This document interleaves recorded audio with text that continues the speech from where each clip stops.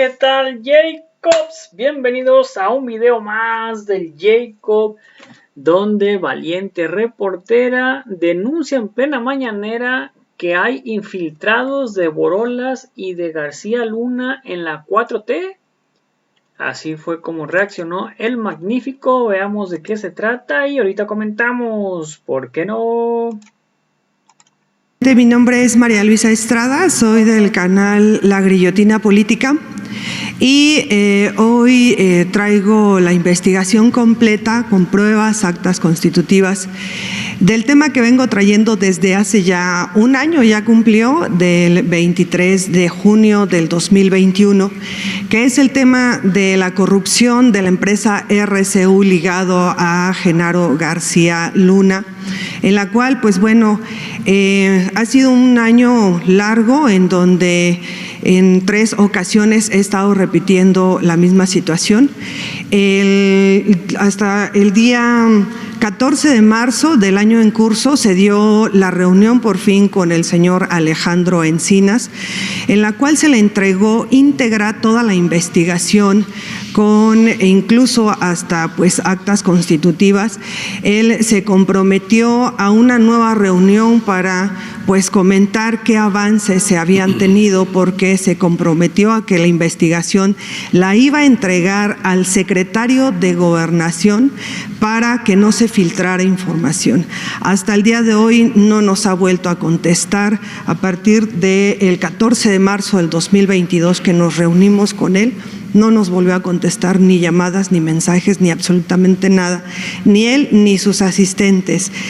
Otra de las cosas es de que a partir de ahí, pues nuevamente pues se vienen las amenazas y tomamos la decisión, el compañero y colega J. Jesús Lemus Barajas y una servidora, pues de hacer pública la investigación y entregársela en manos propias, porque apenas salió hace unas semanas que nuevamente se había vuelto a dar un contrato a pues RCU, y este es un tema preocupante porque nosotros sí tenemos las pruebas.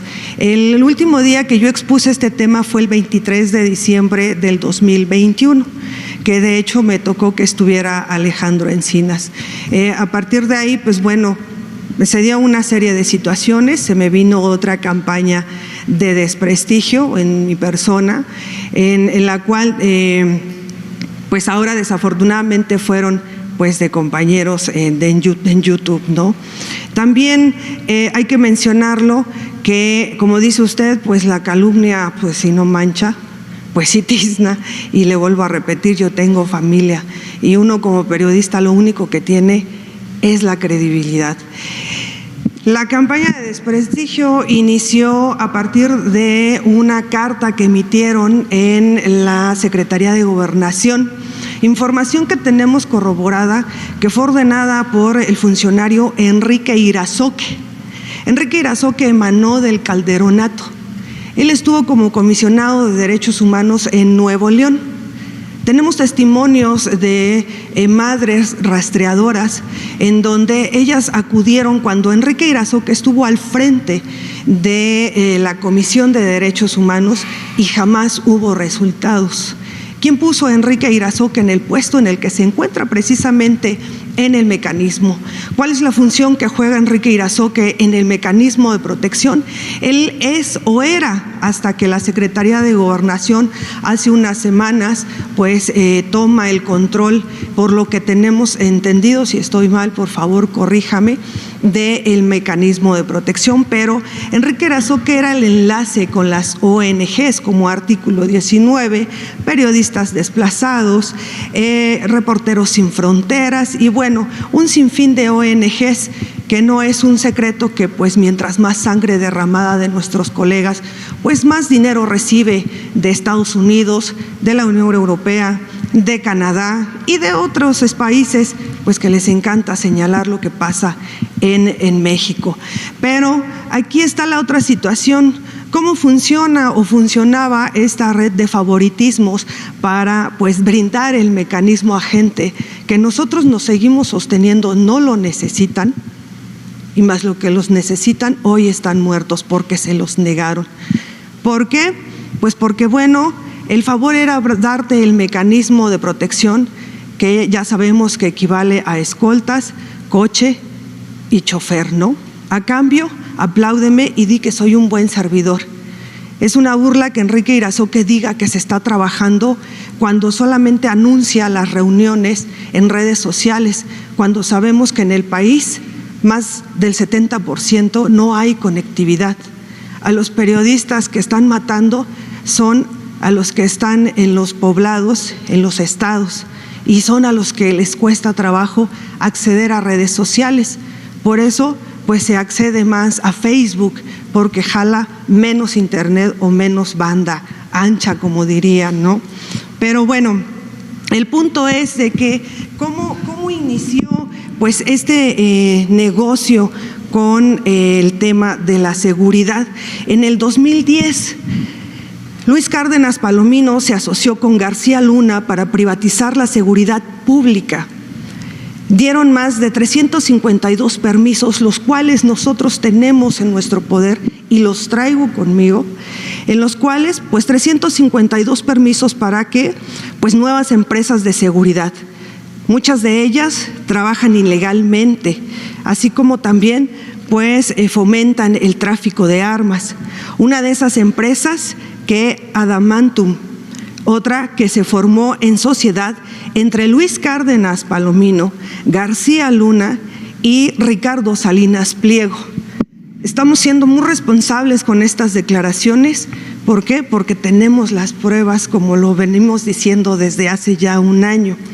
Otra de las cosas es, nosotros no entendíamos por qué cada que se sacaba esta inquietud o denuncia ante sus conferencias, pues se venían las amenazas fuertes, amenazas que, como le repetí yo el 23 de diciembre, están documentadas todas.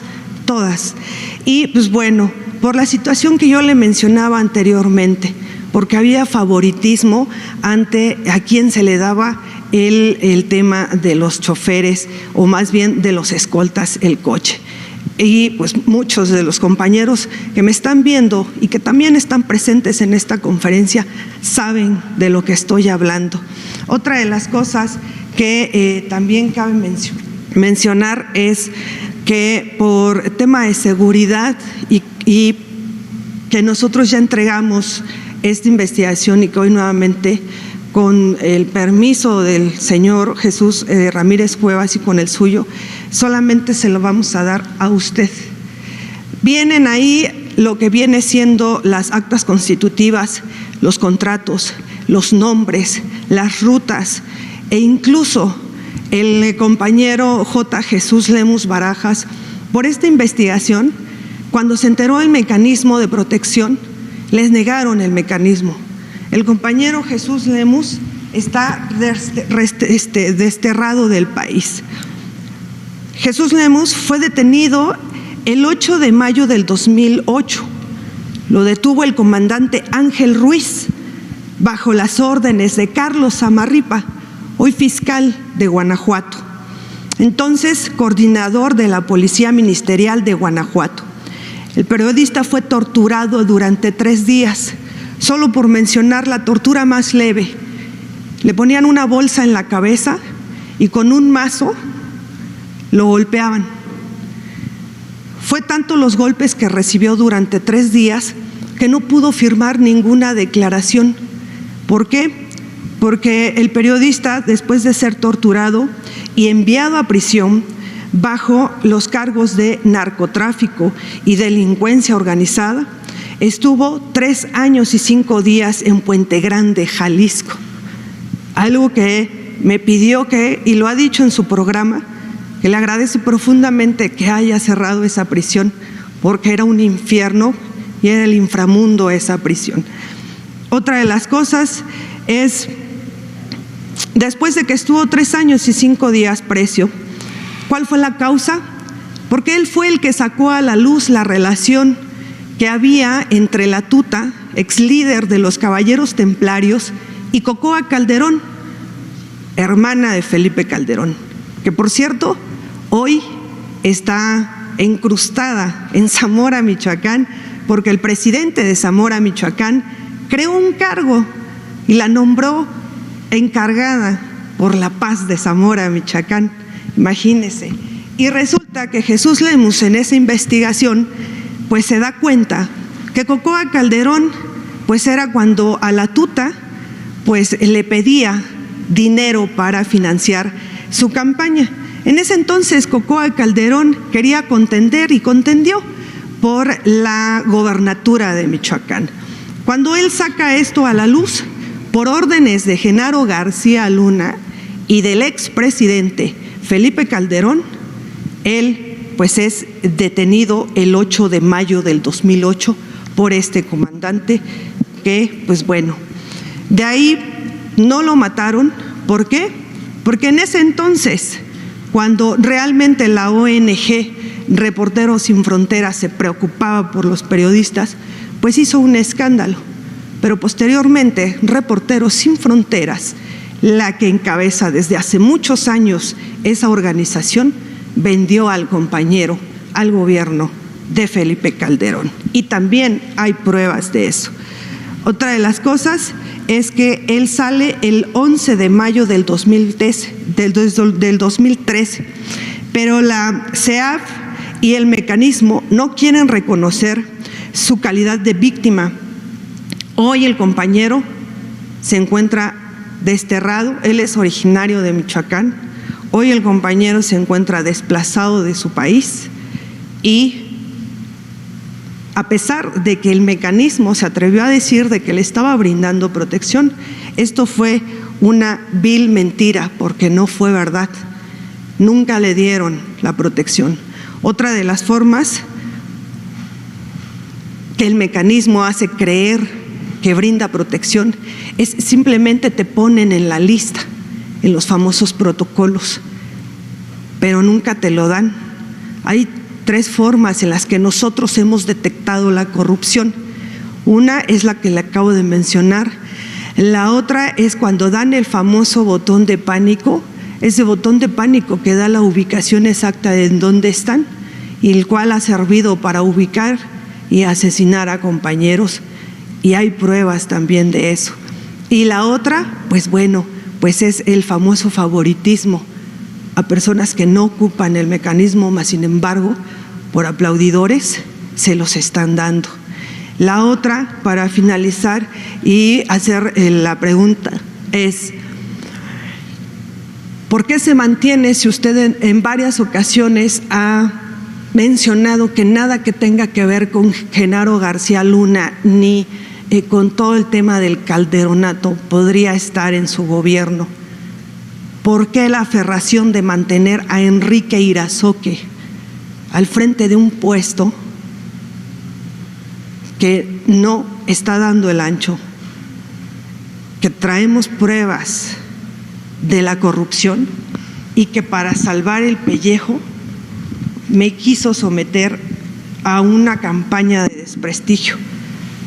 En la hemeroteca del gobierno federal, ahí está la carta que pidió que se publicara en nombre de la Secretaría de Gobernación, y esto fue después de que yo expuse el 23 de junio de hace un año, en donde la carta dice: el pasado 27 de octubre del 2020, en la conferencia matutina del presidente Andrés Manuel López Obrador, la periodista de La Guillotina Política, María Luisa Estrada, denunció que el fideicomiso del Fondo para Protección de Personas Defensoras de Derechos Humanos y Periodistas entregó un contrato de adjudicación directa a RCU Sistemas S.A. de C.B, la cual sostuvo está ligada a empresas de Genaro García Luna.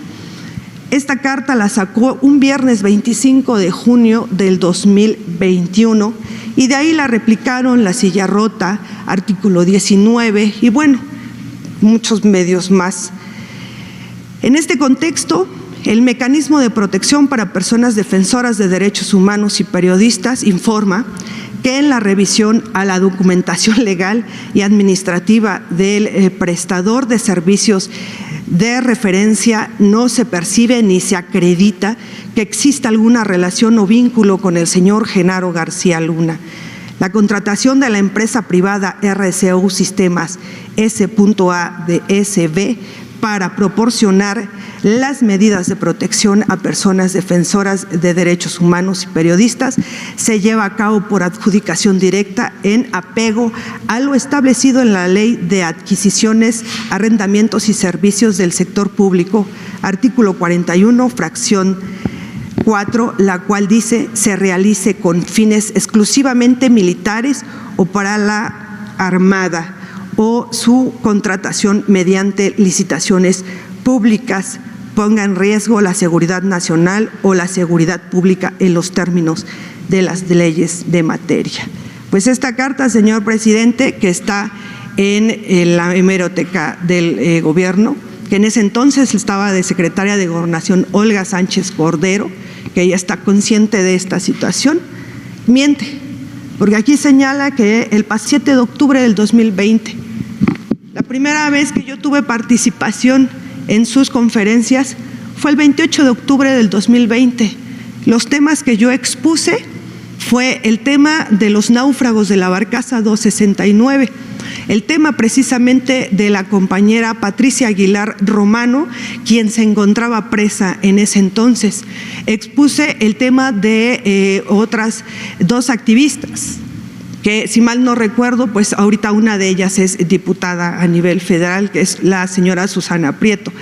Expuse también el tema de corrupción y la extorsión de los choferes de carga pesada y expuse lo pues lamentable que pasa en mi estado, que es Jalisco. Esos fueron los 4 temas que yo expuse, por lo que yo pido nuevamente, de la manera más humilde y atenta, una disculpa pública por parte de la Secretaría de Gobernación y de Enrique Irazoque, porque estoy segura y tenemos la información que esta carta fue ordenada por Enrique Irazoque. Y la otra, ese sería el primer planteamiento.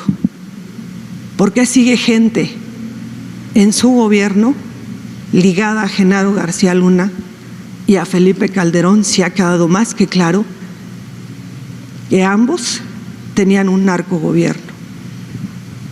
Muy bien.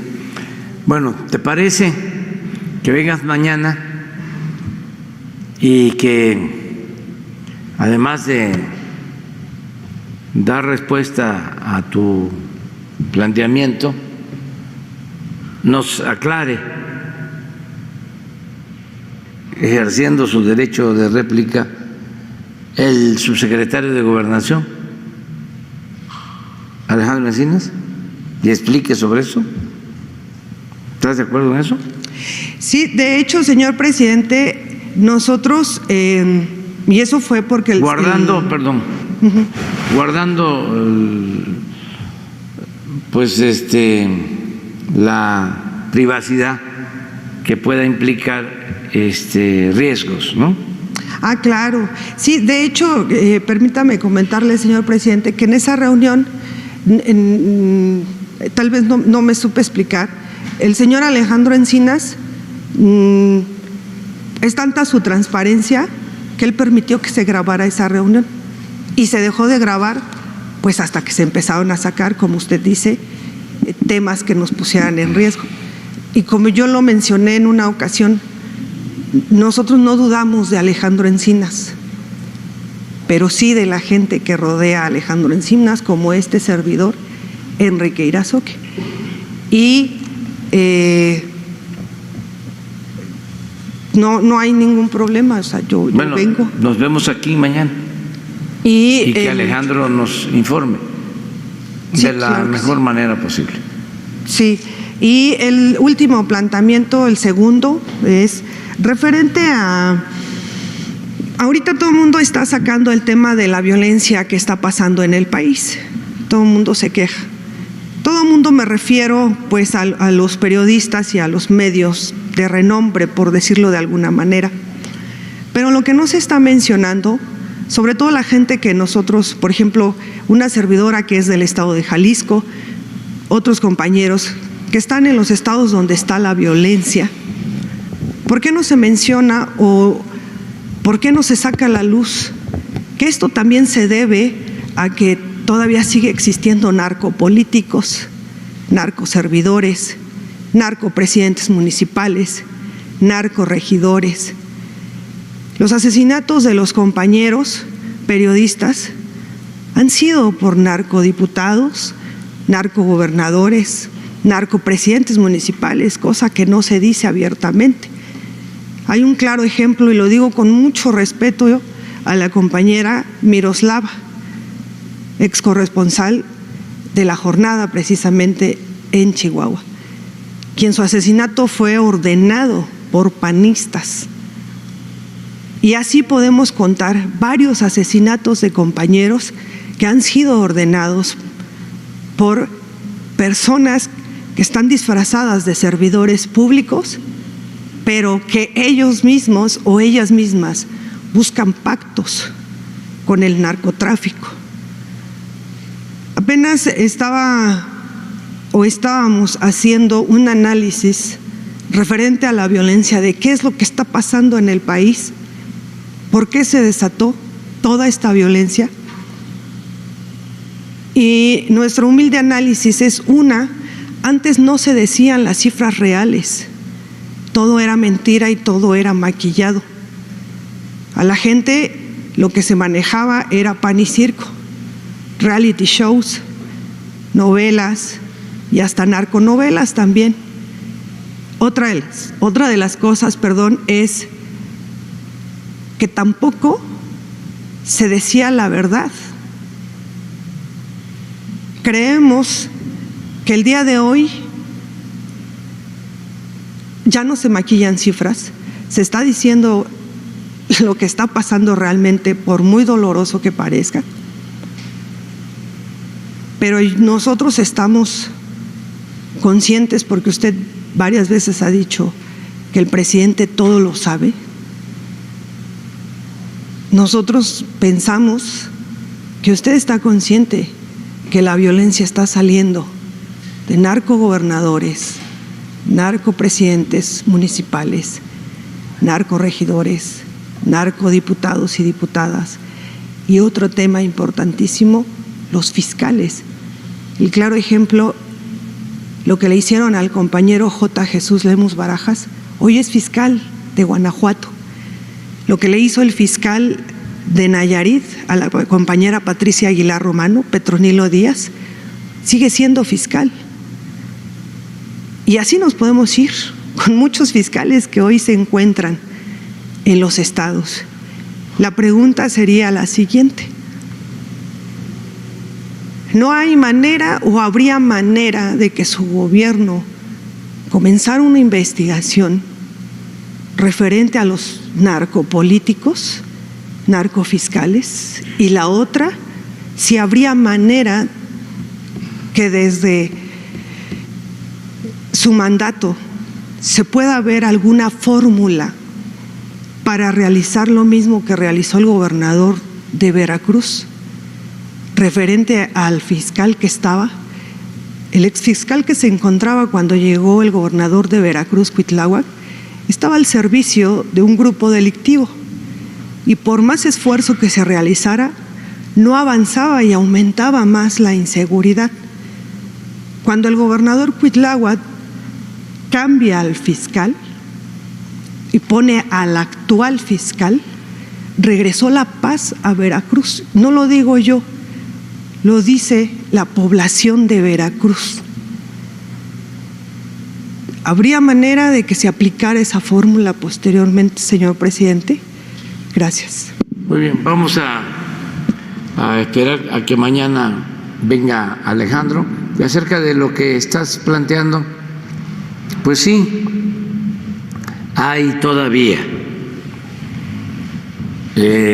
asociación delictuosa, cada vez menos, porque no se tolera la impunidad. Muchos de los casos que todavía tenemos, como tú lo estás señalando, tiene que ver con la tolerancia y con la impunidad que se da en algunas regiones, algunos estados del país. Pero se va avanzando porque no se permite la impunidad arriba. En el gobierno federal es cero impunidad. Y cada vez es más evidente de cuando hay corrupción y hay impunidad en autoridades locales.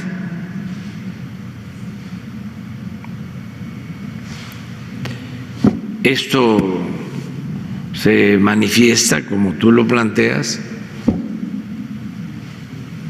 cuando no hay resultados en una fiscalía estatal, cuando en vez de disminuir los delitos aumentan. Y el ejemplo que pusiste es muy bueno, lo de Veracruz. Cambió el fiscal. Yo no sé si tenía vínculos con la delincuencia, pero es evidente, probable, demostrable, de que a partir de que hubo ese cambio mejoraron las cosas. No quiere decir que ya no haya violencia, pero sí fue notable el cambio. Esto último de los asesinatos de los sacerdotes en Chihuahua merece una explicación de las autoridades locales a fondo, porque ¿cómo es posible que con orden de aprehensión y esta persona se moviera con toda libertad, que fuese patrocinador de un equipo de béisbol,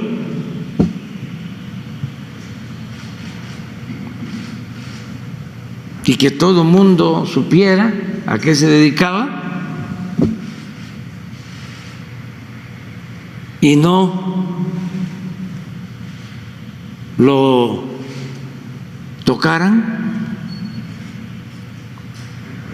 ¿Por qué?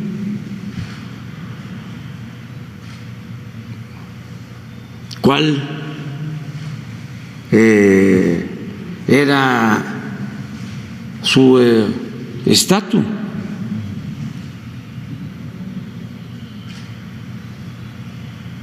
Tenía que haber ahí contubernio con autoridades. Y aquí hemos hablado del tema. Muchas veces esta convivencia perversa o este contubernio surge de los apoyos que se dan en campañas políticas.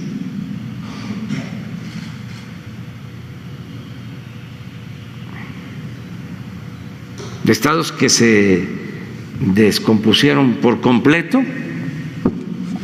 porque para imponerse y hacer fraude hicieron acuerdos con grupos dedicados a la delincuencia y crearon monstruos.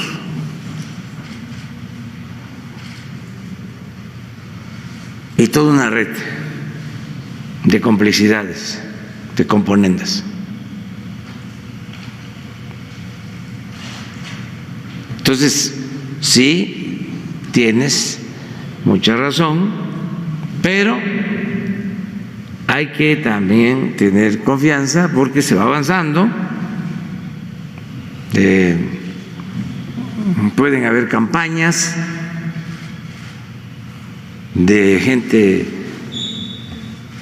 sin escrúpulos, cínicos, cretinos, que dicen que es lo mismo que antes. No, no. Y se prueba con hechos y con datos.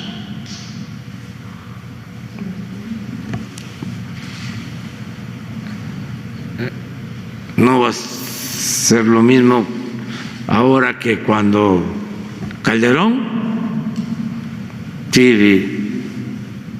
he estado pensando, porque últimamente han estado saliendo testimonios de testigos que han declarado contra García Luna, pero involucran a Calderón. Entonces, ¿cómo le van a hacer en ese juicio en Estados Unidos?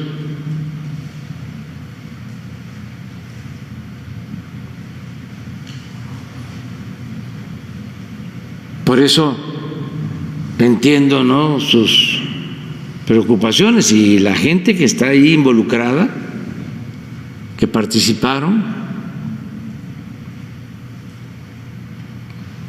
de todos los sectores. Antier hablaba yo del New York Times. Pues no sé si encontraste el artículo, sí, de un periodista del New York Times cuando estaba este señor García Luna. Era el super policía para el New York Times.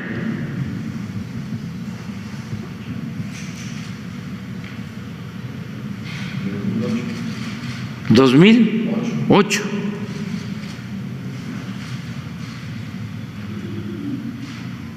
Todo eso lo presento porque siempre buscan apantallarnos, ¿no?, de que como es el New York Times, el Financial Times, el Washington Post, el Wall Street Journal,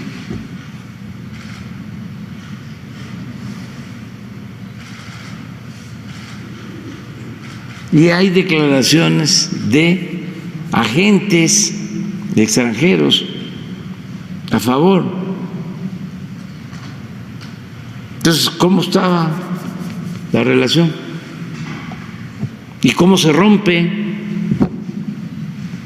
¿Cuándo es que se dan cuenta? Hay muchas interrogantes, pero además de tenerlo como un profesional, un héroe,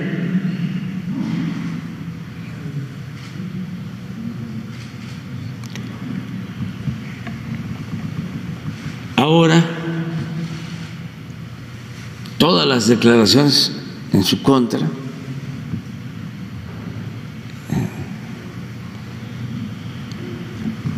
muy fuertes, recibiendo dinero, pero señalando que parte de ese dinero iba a Los Pinos.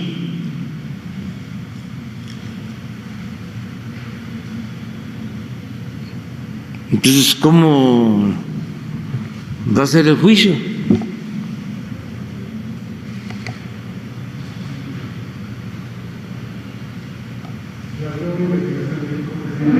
Aquí hay investigación, pero se tiene que esperar a que resuelvan en Estados Unidos. Inicia en octubre el juicio. Sí, pero ya lleva mucho tiempo.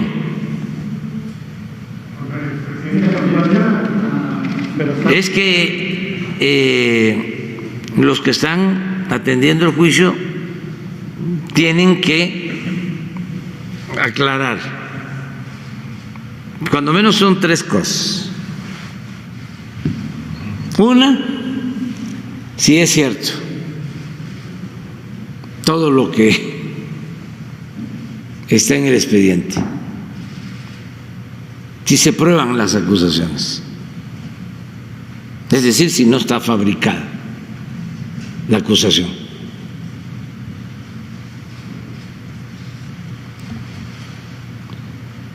Si dicen, se fabricó, ¿y quién fue el que ordenó fabricar?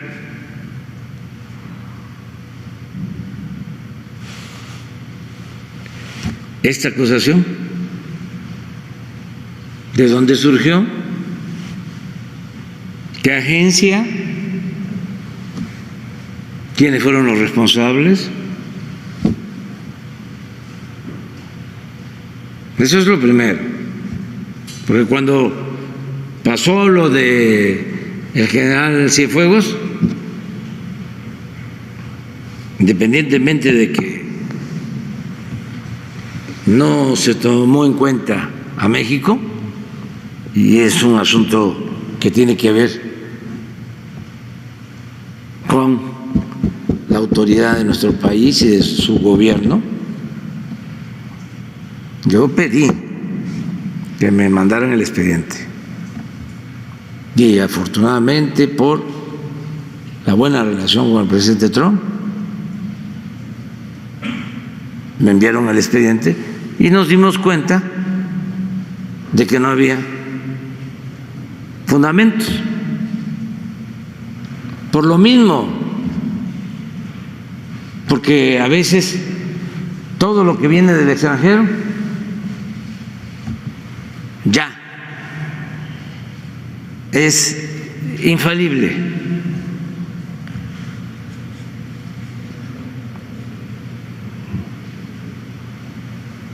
Entonces ya se revisa el expediente, se hace una investigación con la Fiscalía, no hay nada, no hay pruebas. Y como sabía yo de que los que habían armado el expediente, no sé por qué razón, tengo mis hipótesis. Una, porque venía la elección. Esto se dio en vísperas de las elecciones en Estados Unidos. Ya a lo mejor buscaban la confrontación, porque han de haber dicho, se va a enojar mucho el presidente de México, y sí me enojé, nada más que me aguanté, ¿no? Iba a haber ruptura y esto va a convenir a otro candidato, ¿no? Eso, una. Dos, venganza contra el ejército mexicano.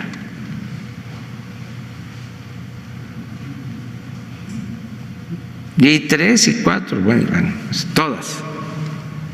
Pero cuando nos dimos cuenta de que no había nada, que investiga la Fiscalía, me acuerdo muy bien de que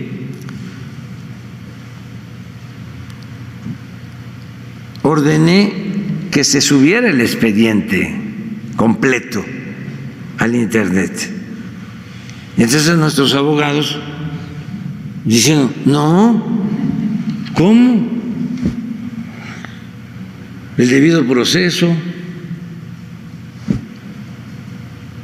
No, ¿qué debido proceso? Ni qué nada en estos casos. Si se por medio el prestigio de México, el prestigio de una institución como las Fuerzas Armadas y el prestigio de las personas. ¿Cómo va a ser un asunto nada más de despacho? Pero los que trabajan para las agencias, nuestros adversarios, nuestros adversarios políticos, los conservadores, iban a decir: están protegiendo al general Cienfuegos. Entonces, para que no quedara duda, incluso cuando la Fiscalía dijo que no había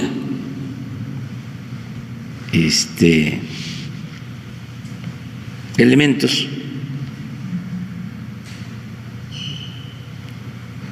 después, cuando lo da a conocer, ya en la noche empiezan los adversarios, las entrevistas de Carmen Aristegui con un vocero o ex miembro de la DEA, no sé si con Carmen o con algún otro periodista, ¿no?, diciendo que qué barbaridad estábamos nosotros protegiendo a el general Cienfuegos. Entonces, al día siguiente ya van a conocer el expediente, y me acuerdo que abogados de relaciones, de la consejería, de la misma fiscalía, me recomendaban: no se puede, hay que, le llaman testar, es decir, donde aparecen nombres, borrar. Imagínense si damos a conocer un expediente testado con partes borradas, es peor. Es mejor no dar a conocer nada. Digo, no,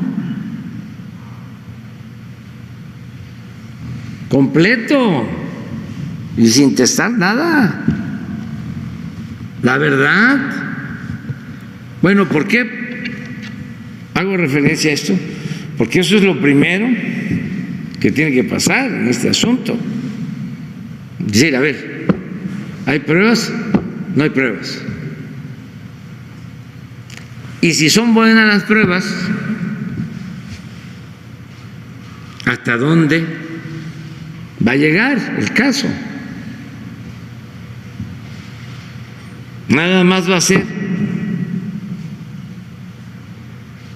García Luna. Por eso es un asunto interesante. Y repito, si montaron el caso, si no hay fundamento, de todas maneras hay que investigar y castigar al que como se dice en la Biblia, levantó falsos testimonios. Esa es una. Y si sí hay pruebas, ¿hasta dónde va a llegar? ¿Se va a quedar ahí con García Luna? ¿Fue solo él?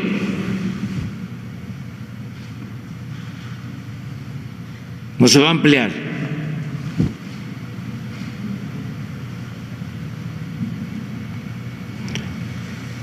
Hablando con claridad sobre estos casos, por eso hay que estar pendiente, porque formalmente se inicia en octubre el juicio, pero no vaya a ser que le quieran dar largas.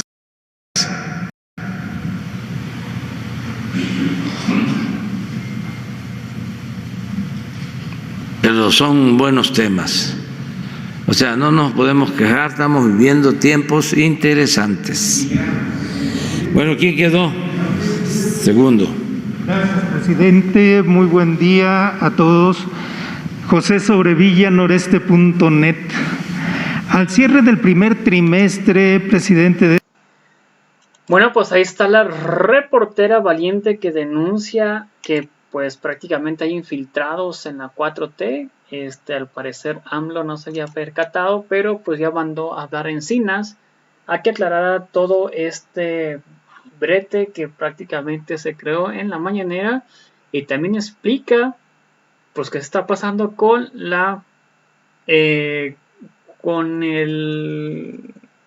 con García Luna en el juicio ahí en Estados Unidos, que ya se ha atrasado mucho, que está en picado Calderón y que está pasando antes, que antes se enviaban dinero, narcodinero, a Los Pinos, y de ahí lo recibían cómodamente tanto Grolas como García Luna, que son declaraciones muy, pero muy fuertes. Así que ustedes, ¿qué opinan al respecto de esto?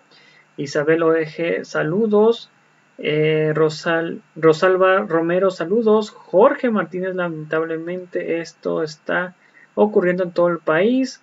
Isabel Oeje, corrupción. Ricardo Rodríguez, Morena es un infiltrado por pianistas en mando de medios bajos. ¿De qué sirve tener un presidente bueno, honesto, justo, empático, solidario, si todos los de abajo del gobierno de este 2022 son unos delincuentes con lástima de las prácticas de hace 20 años?